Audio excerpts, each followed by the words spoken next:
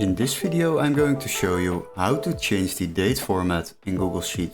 As you can see, we have some dates over here. If I now select this date, then you will see that this will be the 9th of November. Now if I go to the next date, this will be the 9th of December. But what if you would like to change this format? Now there are different ways to do this, but I will show you the most easiest and convenient way to do this. What we will do, we will select this and then go to format. Then you will find numbers and you will go to date.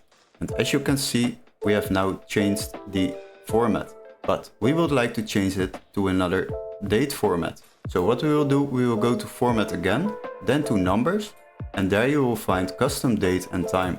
Here you can select all the date formats which are available in Google Sheet. Now let's say we would like to change it to this one, then apply, and as you can see, if I make it a little bit bigger, this cell, then the full date will be displayed into this cell.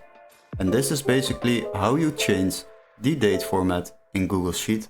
Hopefully this video was helpful. Don't forget to like and subscribe, and we would love to see you in our next tutorial. Cheers guys!